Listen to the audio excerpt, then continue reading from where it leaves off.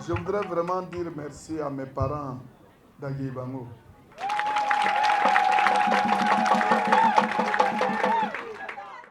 Et je voudrais saluer la mobilisation de mes parents de ce matin. J'étais venu avec le directeur général pour procéder au lancement de l'enlèvement des produits qui sont entre les mains de nos parents. Je veux parler de la noix de cajou. Mais je ne m'imaginais pas qu'un tel accueil était prévu. Vous l'avez fait pour nous honorer et je voudrais vraiment vous dire merci.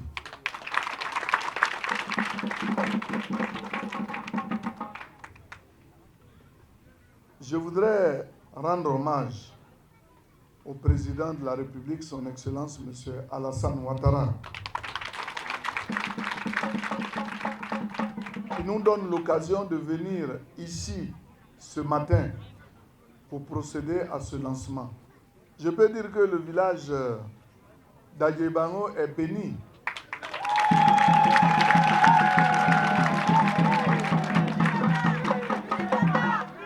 Parce que tout à l'heure, j'étais à Manvi, on a fait le point. Ce sont plus de 40 tonnes qui sont là-bas. À Bracodi, 25 tonnes. D'Ablayo, l'Otonio, il y en a.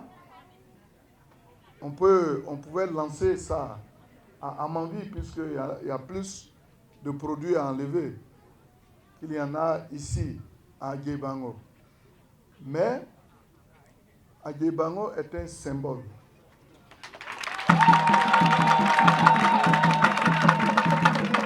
Parce que ce village que vous voyez est un village de travailleurs.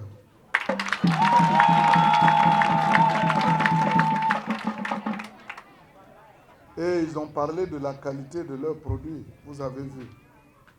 Ils ont également ici des producteurs de vivriers, de maraîchers et également de beaucoup d'autres spéculations agricoles.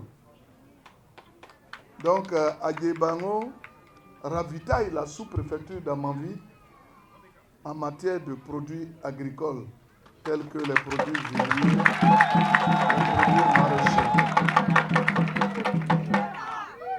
Donc, le choix n'est pas fortuit. Et chers parents, je vous dis que le lancement qu'on fait ici, là, il est valable pour ce qui va se passer à Korogo, Boaké, Odiéné, partout où on produit la noix de cajou. Le lancement qui est fait là, c'est ce qu'on a fait ici là. Donc ça veut dire que la Côte d'Ivoire vous a honoré.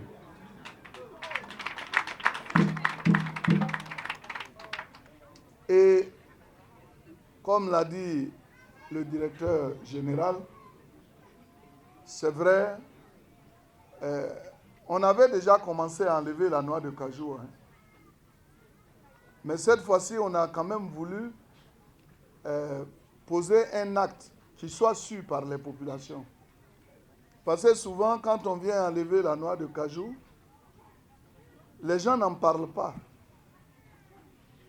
Mais quand la noix de cajou est entre les mains de nos parents, il y a des personnes qui, sur les réseaux sociaux, attaquent le gouvernement pour dire que rien n'est fait pour nos populations. Alors que, contrairement à ce qui se dit, le gouvernement s'occupe de ces populations. Et donc le président de la République nous a instruit de venir sur le terrain pour enlever la noix de cajou qui reste encore entre les mains de nos populations. Le directeur général du Conseil y a travaillé avec toutes ses équipes. C'est un jeune très dynamique, un jeune méticuleux, très intelligent et qui fait du bon travail. Le président l'a félicité. Le président lui fait confiance. C'est pour cela qu'il a dégagé beaucoup de moyens pour lui demander de venir enlever. Ils sont près de 18 millions d'achats qui vont être faits ici à Aguébango. Le lancement est fait à Aguébango. Tous les acheteurs vont prendre d'assaut tous les villages et acheter la noix de cajou.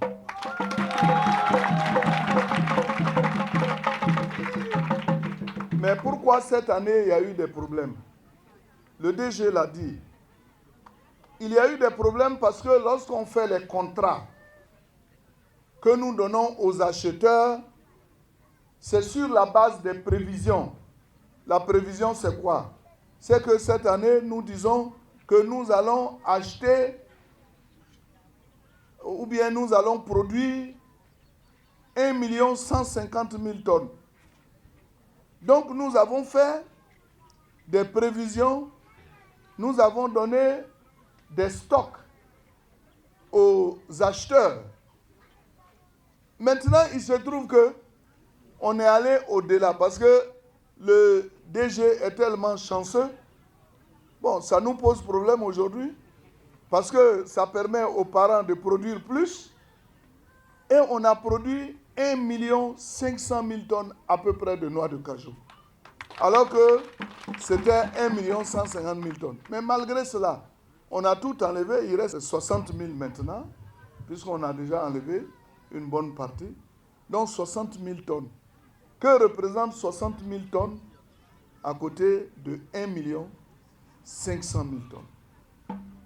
Cela veut dire que la Côte d'Ivoire va faire également des érudits encore avec cette autre embellie qu'affiche la noix de cajou.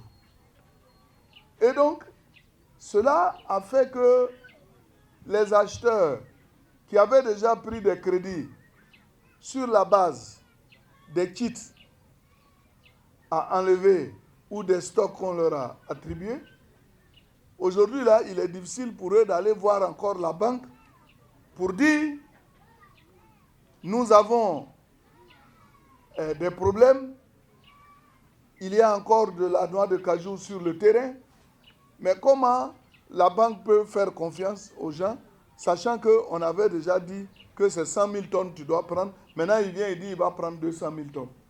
Or, c'est de l'argent qu'on donne. Il y a aussi le fait qu'il y a eu des taxes qui ont été imposées aux États-Unis.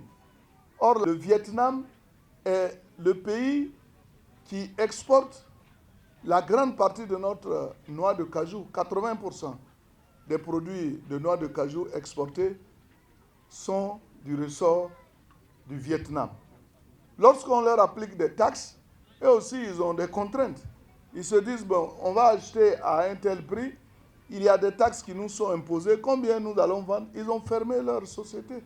Dieu merci, la politique mise en place par le président de la République en vue de la transformation de notre noix de cajou, avec bien sûr la mise en place de plateformes dédiées à la transformation de noix de cajou, nous permet aujourd'hui de transformer une très bonne partie de notre noix de cajou au plan local.